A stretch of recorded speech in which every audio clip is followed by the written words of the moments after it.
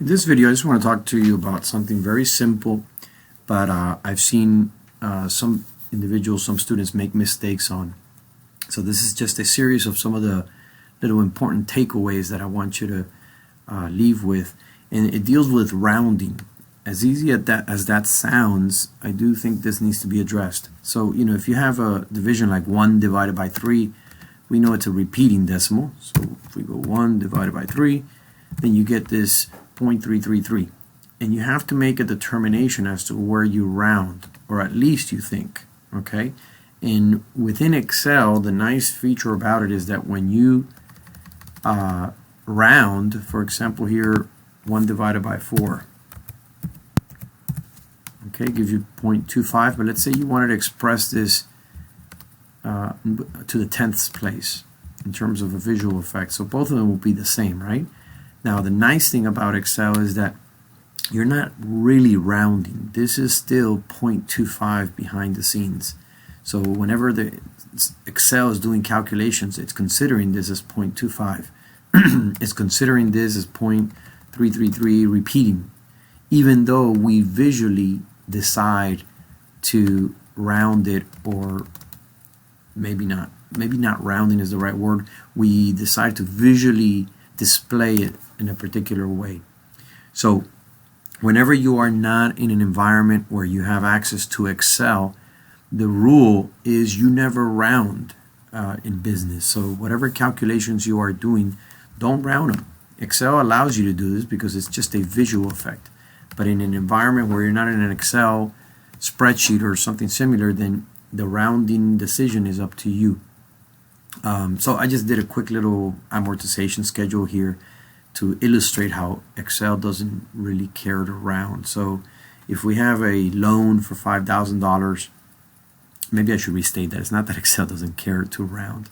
It doesn't matter if you visually portray, if you visually have information rounded to the 10th place or the 100th place or whatever place in Excel. It doesn't matter. It's still doing the right calculation behind the scenes. So if I have a loan for $5,000, APR for 5%, that's annual percentage rate, and it's an installment loan that I have to pay in 4 quarters. Okay, we could quickly calculate what that payment will be. The rate is going to be this divided by 4. The number of periods is 4.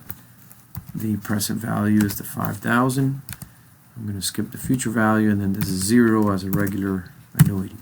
So that would be my payment, $1,289.31. So if I do an amortization schedule as I did here, okay, and let's go ahead and center this so it's a little bit easier to visualize. If you notice, I have everything to 2 decimal places, and the balance ends up being 0. So here's the beginning balance. The first payment based on this is $1,289.31. Interest is nothing more than the carrying value at the beginning of the period times the rate, in this case divided by 4 since it's quarterly, and then the amount that goes to principal is the difference between these two. So the remaining balance is $37.73 after the first payment, and you continue doing this until the end. And these numbers are not 2 decimal places. They're definitely more than that. If you notice, the calculations just go on with many more decimal places. So when you choose to do this in Excel, to express it in 2 decimal places, that's just a visual choice you're making. Excel is not affected by that. Okay, so whether you do it all the decimal places or not, you still end up with a 0 balance, as long as you're not overriding the number. So even this one right here, I'm sure it's not a, see how it's not a perfect 31 cents?